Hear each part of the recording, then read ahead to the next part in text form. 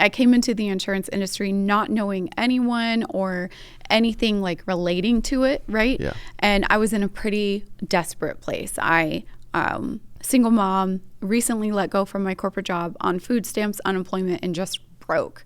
Like we talked about last time, negative broke, right? Yeah. Ton of debt, no money. Exactly. So whenever I went to the interview at the agency, the first agency I joined, I learned about residual income. And I was like, wait, can you repeat that real quick? So wait, you're telling me if I sell a policy today and that person still has that policy 3 years from now, I'm still making a paycheck? Like what? Every single month? So it blew my mind.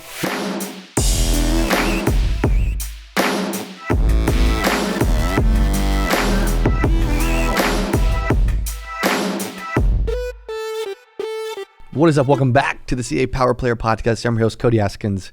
Guys, I got Jessi Park back in the studio from Inspired Insurance Solutions. We've done several interviews. We did one several weeks ago that is crushing it.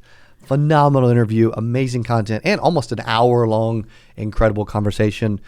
Due to popular demand, you guys love Jessi's content and her book and everything she does we spoke at a bunch of events together. So welcome back, Jessi Park. Thank you. Thank you for having me again. I love Springfield. Yes, thank you. I love having you here. It's so amazing. And I don't know, how does it compare to, like, you're just outside of Atlanta? Mm-hmm. Yeah, how does it compare? It's different. Yeah, it's very different. Yeah, it's different. Just less peaches or other? Different landscape, less landscaping. Yes. Yeah. Yeah, especially the hotel you stayed at. That's for sure. Yes. Here's what I want to focus on today. Okay, we've done a bunch of interviews. Last one was like in-depth conversation, a lot about your story and journey, which is crazy impressive. For those that haven't heard that, I would definitely go back and check it out. Just highlights, right? Single mom, on food stamps, to now an agency, Inspired Insurance Solutions, that's done over 150 million. Mm-hmm. I said 100 last time, and I was only 50% off, which doesn't sound a lot, but when it's $50 million, that's a lot, yeah. Right? Over 150 million bucks, which is amazing. Crazy amount of premium, great team. You had an office environment down near Orlando. Your whole team is all working remote all over the country. Mm-hmm. You all do fun stuff where you did for a culture thing, you did like a Topgolf thing recently. We did, yeah. We went to Topgolf and they flew in from all over the place. And that's awesome. I had a fajita bar and drinks and golfing, and it was just really fun because we are remote, right? And we do have meetings every single week. We do 7 meetings a week. Wow. So everyone does get to see each other and get to know each other, but it's different when you're in person. And I think a lot of people really wanted to meet who they interact with and see who their accountability partner is and get to know them. And it was just 100%. A really great time. Yeah. I mean, who you work with, I won't say for, because like in this industry, on the agent side, you don't really, and I always hate when people say like my downline or they work for me. Or they're under me. They're under me. That's my least favorite one. I'm just like, what is going on, man, with the verbiage in our industry? No. You have a lot of agents, though, that have had a lot of success. Mm-hmm. Talk through that. Like, is there certain people that come to mind? Obviously there's certain things they're doing that comes to mind. Yeah. You all have a great system, a bunch of carriers. You're cross-selling different products, mainly health insurance. Yeah. Free leads, which is super unique. Impressive. Yeah. I've been in business for almost 8 years. So I have 8 years worth of stories. I can highlight some of my favorite ones. One of them was a guy that did not have a place to live and was living in a car when he came to me and would take his showers at Planet Fitness and use the Wi-Fi there to dial. And now, 7 years later, homeowner. Seriously? Yeah. How does that feel? It feels good to contribute even minorly. Whatever, majorly, minorly, in some way contribute, even if it's just telling him about the opportunity. Correct. And being a mentor, in the beginning stages. So yes, it feels good. I love those stories. I have another one that it was a couple, and she worked at a writing company, and she kind of saw the writing on the wall that she potentially is not going to have a job for much longer. Came in, got started, got busy, was starting to produce. She worked at night only, right? Part-time. And she still had her job during the day. And she started doing well. And she called me and she was like crying. She was like, they just let me go. And I'm like, good. And she's like, why good? And I'm like, because you were already starting to do well part-time. Now you can do it full-time. Yes. And so that story ends. I mean, it's still going. But essentially, her husband had worked at a bakery for 30 years. Hard work, making all the buns that McDonald's uses, right? So it was a big bakery. Wow. All, manual work and everything. Now, he does insurance too. And they combined make about $400,000 a year. That's awesome. Have a house, a car. I love stories like that. I played a role in that, whether large, whether small. Correct. I still played a role, and it's incredible. It's an incredible feeling. Yeah, and that's really why you do what you do, because you could just only sell and do really well and make a lot of money like you did. Could, yeah. But now you're able to help so many other people change their lives, and I think there's gonna be a lot of people that listen that are they're entrepreneurs that they want to sell. They're selling, but they eventually want to help others win too. Yeah. That's the cool thing about what you've built and what you do is it can bring other people along. Also, back to the guy that was working, that was Living in his car. Yeah, and showering at Planet Fitness, and using the Wi-Fi there. That's resourceful. Yeah. Because it's only $10 a month. Yeah. I think. Yeah. That's actually really smart. Yeah. I think more people should do that. Exactly. More homeless people should learn from that. Right? Yeah. That's crazy. Yeah. It's a really great thing that we have, and I've built my agency in a way because yes, you can be a personal producer, right? And if you want to do that, that's fine. There's no recruitment quotas or anything like that. What I really like doing though is when they get to a certain point, right, and we have a milestone that they hit. When they get to a certain point, I help them build their team. I help them build their agency. I recruit for them, and I have a full staff that onboards, contracts, everything. Wow. And so whenever it gets to that point, if that's what they want to do, I want to help with that too. Yeah, that makes a ton of sense. You mentioned something a second ago about 7 meetings a week. Yes. There's some agencies that don't do any. There's some new agents that are like, dude, I'm confused. I'm lost. I feel alone. I'm on an island and I'm like, and I can't swim, whatever, I hear that all the time. 7. Yep. So we do, Monday through Friday, we do what's called a champion check-in. And that's at 9 a.m. every day. And it's essentially you get on, you tell us what you did, what you're going to do for the day, and we hold you accountable to what you told us you were going to do yesterday. And we ask you, did you meet your goals? Things like that. And then on Tuesdays, we do a 30-minute kind of like a product knowledge training. It changes. We have 300 carriers, so we're always kind of bouncing around. We talk about objections, rebuttals. We talk about the script, how to treat people, clients, what to sell, what to bundle. That's more like hard skills. And then on Fridays, we do I don't know if you know this, Cody, but a couple of years ago, I went and I got my life coaching certification. No. Yeah. I don't know that I knew that. I did, yeah. And it was like 4 weekends that I did online. It's nothing crazy. It's cool though. But I wanted it because I felt like I could use some training when it comes to communicating with people. And like, how can I help this person get over this? And how can I be better at communicating myself whenever I have an issue? So that's why I did it. But what I've since done with that training is I learned some really cool things in there. And so immediately I implemented something called Coffee and Crew, where every Friday at 1 p.m., we all meet on Zoom. It's all remote, by the way. We all meet on Zoom. And for an hour, we talk about mindset. And we talk about discipline and consistency and all the things that make you a good agent. I can teach you about a copay and a coinsurance in 5 minutes. Yeah. Right? That's not what's going to make you a good agent. What's going to make you a good agent is mindset. How do you handle rejection? Correct. What do you do if you just don't feel like working that day? Right? That's discipline, consistency, things like that. So we spend an hour every week on that and 30 minutes on knowledge training. Wow. Yeah. I love that it's twice as much on them versus what they're selling. Exactly. I love that. For those that maybe don't understand, when you're like, okay, 60 minutes on this, but only 30 on this. The agents think when they're new, it is the information, it is the product. They do. They feel like they have to know everything about everything about everything. They want to read each brochure line by line. You're never going to remember that. No. No. And so what really matters is, like you were saying, it's really your mindset, how you talk to yourself. What do you say when you're having a bad day? What do you do when you're having a bad day? How do you react to rejection? How do you get up in the morning when you just don't feel like working, right? And so we teach all of that. And that's really, I think, where we do really well.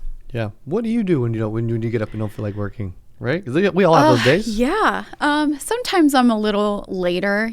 These days I can kind of stay a little longer and have a little bit longer breakfast. I mean, if we're talking about Jessi now versus Jessi then, those are two different people. Yeah. Jessi then, when I was a dialing agent, I just worked anyways. I had to. My kids were small. I had to work when I didn't want to. It's just, you're an adult. Get your butt in gear. Yeah. Get to work. Yeah. These days, if I'm sick, I'll take the day off. But that's really rarely ever. Mm-hmm. If there's a day I'm feeling a little sluggish, I may take my coffee a little bit slower, but I still go to work every single day. It's awesome. Well, and you're juggling a bunch of hats. Yeah. You got a lot going on, right? Which is cool. One of the things too that we hit on last time you were here, but we didn't touch on it a ton, was residual income. Yeah. Explain for those that maybe don't know what that is. I think a lot do, but I think there may be some that are new to this that have been in corporate America or whatever, worked at McDonald's as well, right? Yeah. Whatever. Maybe because you said when you first started, you didn't know what it was. I didn't. So just backtrack on my story real quick, right? I came into the insurance industry not knowing anyone or anything like relating to it, right? Yeah. And I was in a pretty desperate place. I single mom, recently let go from my corporate job on food stamps, unemployment, and just broke. Like we talked about last time, negative broke, right? Yeah. Ton of debt, no money. Exactly. So whenever I went to the interview at the agency, the first agency I joined, I learned about residual income. And I was like, wait, can you repeat that real quick? So wait, you're telling me if I sell a policy today and that person still has that policy 3 years from now, I'm still making a paycheck? Like what? Every single month? So it blew my mind. When did you find out that was part of the job? At the interview. Okay. Right. And so, no, I have a funny story. So once I kind of got my bearings, like I talked about it in our last interview, I floundered about for like 4 or 5 months. I didn't have a home. I didn't feel good where I was at. It didn't align with me. And I ended up bouncing around to a couple different agencies until I found one that I'm still with, right? Yeah. I still partnered with. Yep. Right. And so I remember whenever I had been there for about 4 months and I was doing pretty good, right? Mm-hmm. I was halfway to partner. I was doing pretty good. Had, a couple $100,000 under my belt. I got invited to kind of like a big dinner, like a top producers dinner. And I was like, I made it. Okay. And there was this guy that had a reputation for being very successful. And I watched. I'm a watcher. So I was watching him, his body language, how he talked to people. He looked pretty approachable. And I was like, I got a question for you. Can you come here? And he was like, yeah, sure. Jovial, really nice guy. I was sitting in a chair at a dinner and he knelt down like that. And so we were like face to face. And I whispered to him, I said, do you really get residual income? And he was like, can you pick it up with the mic? Yeah. Okay. That's good. He was like, yeah. And I was like, if you don't mind telling me, because I am still having a hard time believing that this is true. How much is it? Would you mind sharing? And he was like, and he thought, and he was like, probably about $350,000 a year. And my mouth, like my jaw dropped. And I'm like, $350,000 a year without doing anything? He's like, well, I mean, I did do something. I did. I earned it. Yeah. And it just blew my mind. And that kind of like fueled me to where I was like, I have to stick this out. Like I wasn't having doubts. I did get a job offer actually, like right around that time to go back to what I was doing before. And I turned it down. Was it a good offer though? It was. Yeah. Yeah. $80,000 a year. That's great. Not bad. No, that's benefits, good. 401k. That's awesome. If that job offer had come 4 months prior, yeah, my life would be completely different right now. How long were you in the industry at that point? Oh, at that point, 4 months. Oh. Well, technically 8 because 4 months I sucked. Got it. And then 4 months is whenever I started selling. Got it. So it really took 4 months to like get off the ground. Yeah. Yeah. I think that's true for a lot of people too. I do too. I think a lot of people don't realize that too when they first start. They it's do not going to be instant. You know, I have agents that come in and they're like, how much can I make by next week? It all depends on you. Yeah. You know, how much are you going to sell by next week? Or even licensed. Yeah. Right? Yeah. Yeah. That's a good point. Like I always wondered initially why recruiters would ask, hey, how long could you go without a paycheck? Yeah. Which is not a positive question, because I'm just like, well, what do you mean? If they had asked me that, I'd be like, I need money now. Yeah. You know? Yeah. So Yeah. it's, no. We do that in our own office too, like when we're hired, because we hire base plus commission to work at Cody Askins LC, right, on our sales team, on our sales floor. And I always tell Cassidy, like, I would ask them, how long could you go only making $600 a week? Yeah. You know, and if they're like a week, like, Yeah. not gonna work. Right? Well, that would have been fine for me back then, because I made like off government assistance like $700 a month during that time. It was How do you even live off $700 a month? You don't. You go into debt. I had massive debt when I started in the insurance industry, which is why I couldn't afford leads. Yeah. I couldn't, that's why having free leads, I feel, is so important for new agents. And like, I've even met some like industry bigwigs, right? Sure. They say they sell a lot, and they're like, I don't need the free leads, I'm fine. Yeah. And my question is always like, well, what about your team? What about your agents that you haven't met yet that will need leads? And so I feel like some people don't even realize, just because you're okay doesn't mean that your future agents are going to be in that same good position you are to be able to afford leads. That's a good point. Yeah. Because most are not. Yeah. And most probably never will be. No. Unfortunately. Yeah. It's hard. It's hard, but I always look for, whenever I'm looking for agents and things like that, really is what their why is and what is their work ethic, right? Because I can give you all the knowledge, all the leads, all the training, right? But what you really need to be successful in this industry is you need to want it. You need to have the desire to work even when you don't want to. Yeah. What would you say to someone that's like, I don't feel like I've got, like, I want to make money, but I don't know that I'm like have the desire for this yet. What advice would you give? I mean, it really takes a determined person to do well in insurance commission only model. Yep. So can you end up liking it if you don't like it right now? I did. So I hated it. I had massive anxiety when the very thought of me pressing the call button I dialed the first number to call. I couldn't bring my finger to press it. And I noticed like I felt hotness and I was crying. Wow. Inadvertently crying. I have massive anxiety, and I'm an introvert, Cody. So like the thought of like calling a stranger was like earth shattering. I just ended up texting at first. Okay. Just texted. But it worked? He didn't. The guy, he didn't buy from me. That was why the first 4 months were really slow? Is that well, no, I did start dialing, and I got more comfortable. And like I started like, okay, let me just call 20. Yeah. Let me just call 40. You set a target with it though. Yeah. And when you do that and you slowly work your way up, by the way, I ended up, my daily after a while was 400 to 600 a day. So, but I had to start somewhere. And so like, I feel agents when they come in, I've never done this before. I'm nervous. What if they hang up on me? I'm scared. I have anxiety. Trust me, I've been there. I understand it all. But I hope I'm walking living proof that you can work through all of that and build an astounding career in insurance. How do you help somebody get past that? Like if they do have a lot of anxiety around that, how do you help them get over that? And because it should be inspiring to those listening, because you were able to get over it. And if you were literally like crying and like freaking out and like having trouble like clicking the first lead, you know what I mean? Yeah. Kept missing on accident, right? Yeah. How do you help them get over that? So for me, really what it was is I always say that my position in life at that time, like just being really rock bottom, really just kind of like pushed me over the cliff, right?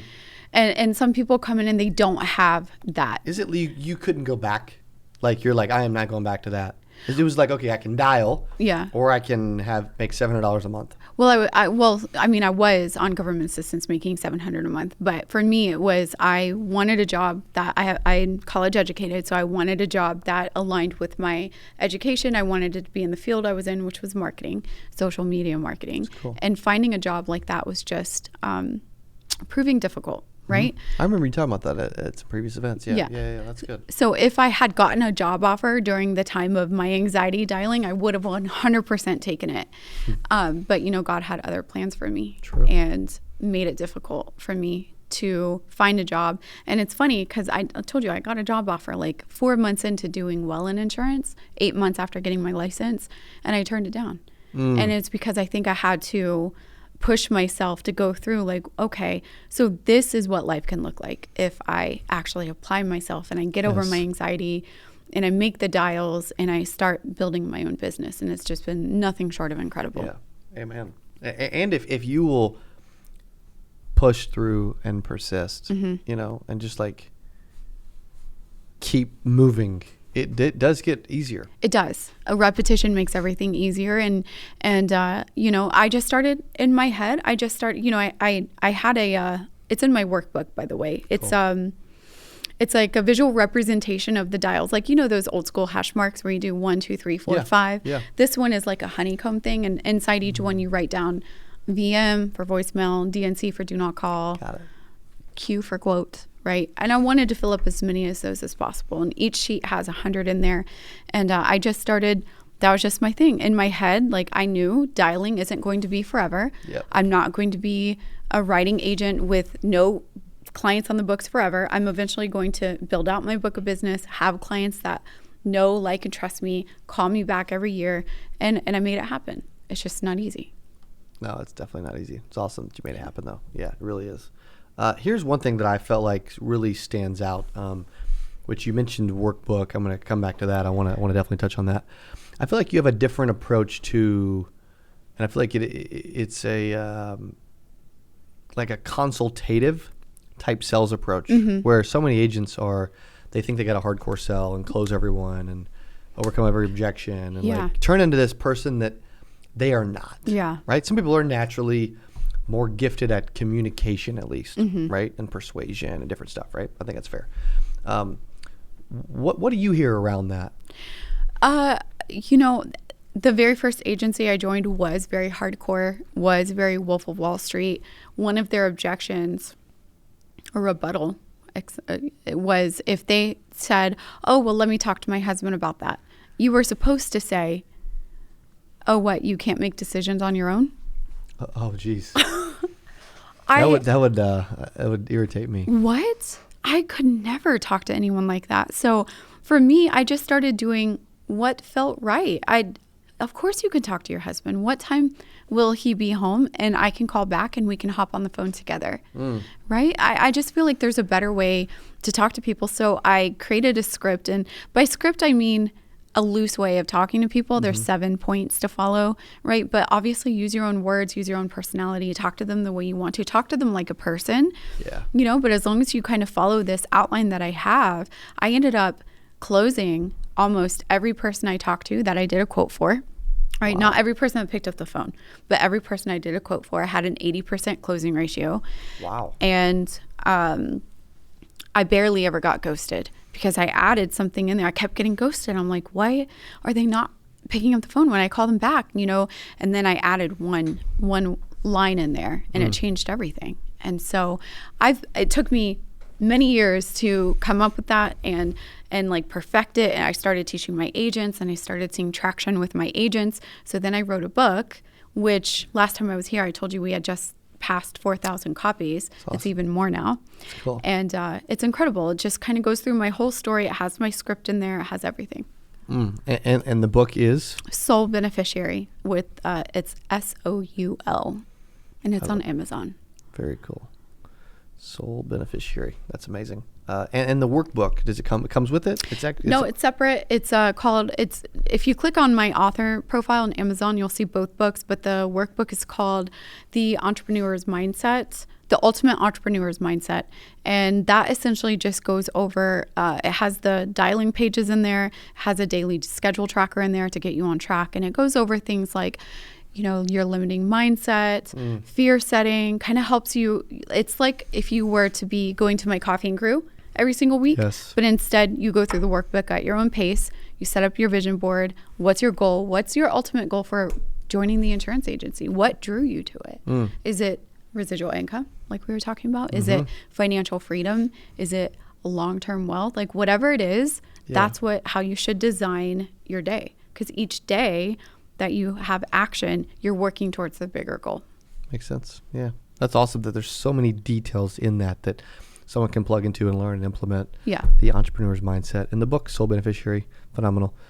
You also talk about year one energy. I've never heard anybody put it that way. Talk about what that means. Sure. Year one, you're nervous, you're excited, you're hungry, hopefully, right? Hopefully, right? You're dialing. Like for me, my year one, we don't count the first 4 months because that was struggle. Okay. We count whenever I first started picking up the phone on a regular basis and dialing 400 to 600 a day. Right. And it took time to get there. It took discipline and everything to like realize that that's what I'm going to do. So during that year one, I showed up every day. I was at my desk by 9 a.m. because if I could do that for somebody else at corporate, why can't I do that for myself? Showed up every day at 9. I had to go get my kids, so I'd stop at 2. I'd make dinner, help with homework. I'd get back on the phones at 6 p.m. and I'd work until midnight every single day, except for the Sundays because I spend that with my kids. So that fervor, right? That hunger, I want to hit bonus every single week. Oh, I'm working towards this carrier bonus. I want to hit this. I have this goal. I want to be able to take off this week in 6 months because I want to, my kid has something, right? That energy that it takes to start a business and be very excited about that business, don't let it die out. I see so many agents, they do well. So true. They hit their 6 figures, they kick back.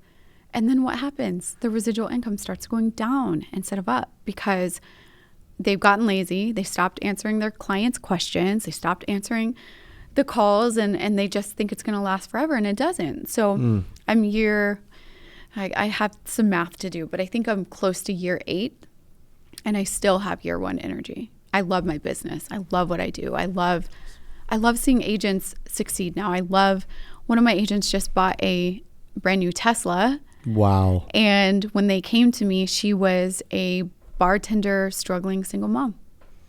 I love it. I love that adrenaline feeling. It feels so good to know that they did all the work. Right. But I played a very, very small role in that. Absolutely. And she related to your story. Yes. And was like, okay, she was a single mom, all these things, right? And then you were able to actually share this industry and now buying a Tesla. It feels incredible. Yeah, it should. On that note, what do you look like?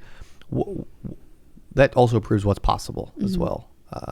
So like, it's like, what is all possible if someone's like new to this and they don't totally get it yet, and they're like trying to figure out, what could my life look like? Like, it's hard to comprehend when you're new too. It is, yeah. Like, remember the story I told you about the residual income guy? I couldn't wrap my head around it. I'd never heard of it before. It was not anything I was familiar with in my life, education, upbringing, childhood. Never heard the words residual income. So for me, it was really hard to wrap my mind around it. But I mean, I can paint a picture for you what it looks like. It looks like being your own boss. And I know a lot of people think, oh, that's cool, I can go on vacation all the time. That's not what that means, right? No. Maybe eventually, but like I'm still in a growing phase, right? Correct. So it means just having the ability to, if you're sick, you don't have to call anyone. If you need to go to the doctor, take your kids to the doctor, you don't have to ask, right? Yeah. It means setting your own schedule. It means hitting your financial goals, whether it's 6 figures or eventually 7 figures. It means investing in things. It means providing opportunities for your kids. Like my daughter works for me now. She has a job. She's worked for me since she was 18. That's awesome. She started dialing when she was 13. It's amazing. Put her to work. And it just means being in control of your life. Yeah. And I feel like a lot of people feel like that if they have a job, right? I interview so many people. Oh, I'm not looking for commission only. I'm looking for a salary. And that's fine. You're not in control of your life, though. You can be let go at the drop of a dime. True. That does not equal stability. Yeah. Why do you think young people are like, they're turned off by, or they ignore the like commission only 1099 route? Is it just because it's ingrained in society that? I think so. Our schooling is. And their parents probably didn't do it. Yeah. Well, whenever I first heard commission only in that initial interview where I learned about residual income, I almost got up and left because I was just very much wanting what I had.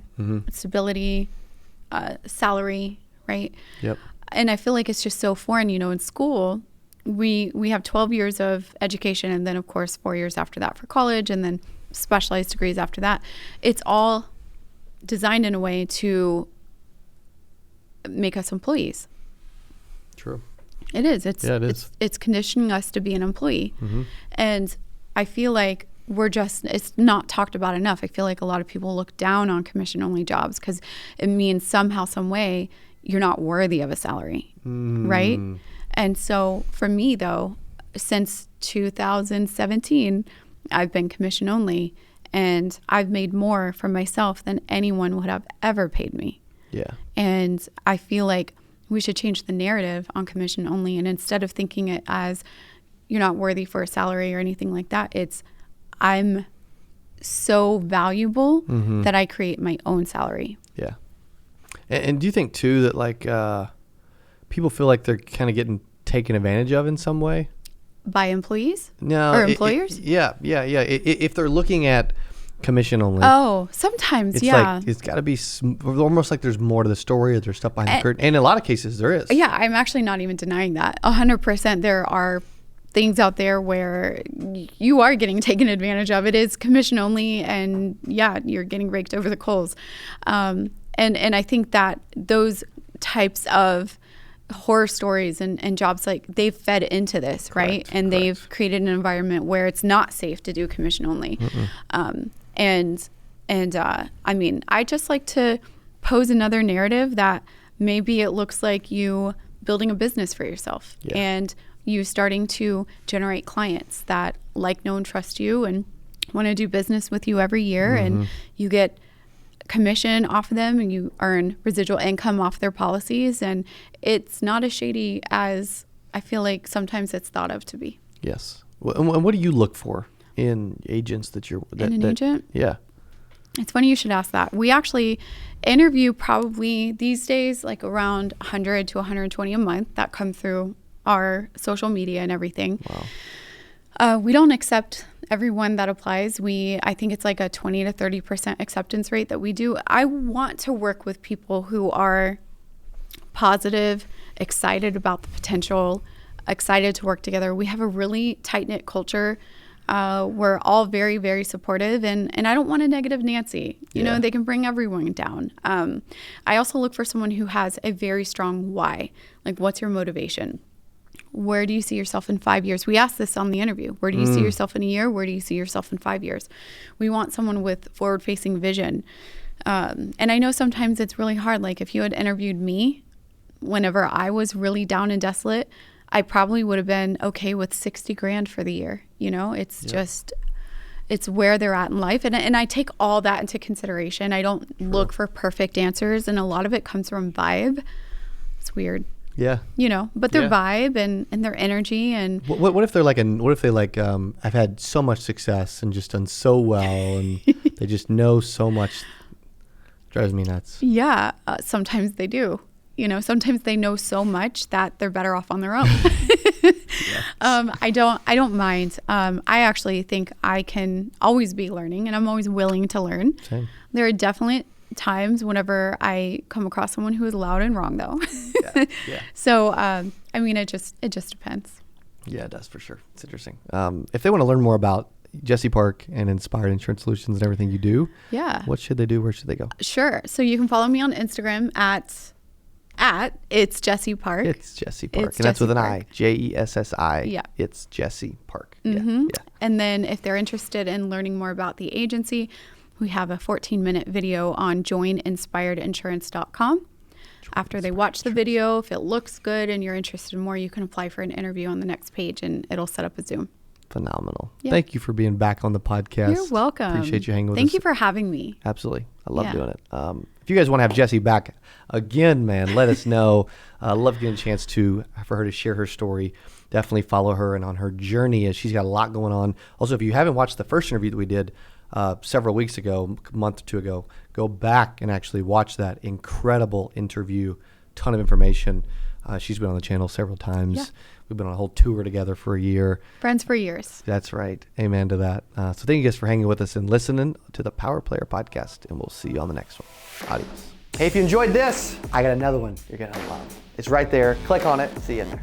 I'm so excited for today's CA Power Player Podcast. I'm your host, Cody Askins. We got a special guest. He is back on the channel talking about how to sell life insurance from home. Here's what I love about this person. Okay, I'm telling you, this will be one of the best.